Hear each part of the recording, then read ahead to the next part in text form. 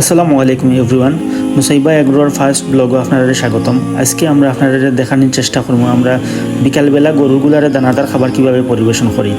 তো দানাদার খাবারের মাঝে আমরা রাখছি ধানের গুঁড়া, ভুট্টার গুঁড়া, বসি এবং এসিআই মিটমোর, সাথে আছে সিটা, লবণ আর পানি তো অবশ্যই থাকবো, কারণ পানির কোনো বিকল্প নাই। অনেকে গরুগুলারে শুকনা খাবার দিন, কিন্তু আমরা পানি দিবার চেষ্টা করি, কারণ গরুগুলা পানি দিয়া দিলে স্বাচ্ছন্দ্যে খাইতে পারে। তো আমার একটা গরু আজকে সকাল থেকে নানি অনেক চটফট করে খাওয়া দাওয়া করেন না, কিতার লাগি জানি না। তো তাই এর লাগি আমরা রানি তার জ্বর মাফার চেষ্টা করলাম। আমার খামারের একজন সহযোগী তাই পরিচালনা করেন খামার, রাশিদ আলী ভাই, তাই জ্বর মাফছেন। জ্বর মাফি আমরা 103 ডিগ্রি জ্বর পাইছি। তো তাইনটা আমি পরামর্শ দিছি যে একটা মেলভেট প্লাস ট্যাবলেট দেওয়া যাইতে পারে।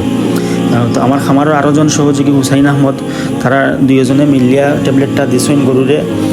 আলহামদুলিল্লাহ তারা সুন্দরভাবে ট্যাবলেটটা খাওয়াইতা পারছেন, যদিও গরুটা একটু ঝামেলা করছিল। এখন আমি হাত দিলাম, যেহেতু আমি খাবার দাবার আতাইছি, ওটার লাগে হাত দিলাম। আর হুসাইনিয়া তাইনোর নির্দেশনা অনুযায়ী খাবার দেওয়ার চেষ্টা করে। বেসিক্যালি আমরা গরুগুলারে প্রত্যেকটা গরুরে ওজন অনুপাতে 2 থেকে 3 কেজি খাবার দিয়া থাকি বিকালবেলা। এর একটা কারণ আছে, কারণ আমরা 3 মাস বা 4 মাস মেয়াদি মোটা তাজাকরণ প্রকল্প হাতে নিয়েছি।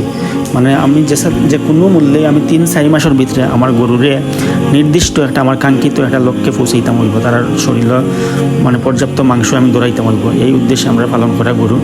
তো আলহামদুলিল্লাহ আমি ও লাগেই আমার সেকেন্ড টার্ন গরু পালনের।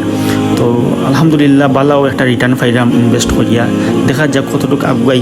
আপনারা দোয়া থাকলে আর মহান আল্লাহ রব্বুল আলমিনের যদি দয়া থাকে ইনশাআল্লাহ বহুত দূরেই যাইতাম, স্বপ্ন দেখলাম ইনশাআল্লাহ, আল্লাহ কবুল কর্তা।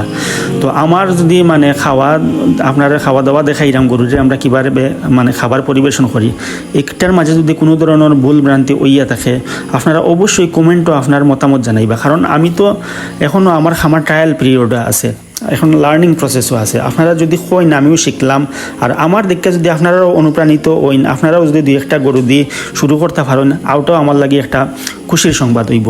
কারণ আমি যদি একজন মানুষ অনুপ্রাণিত করতাম পারি, ওটাও আমার লাগে অনেক।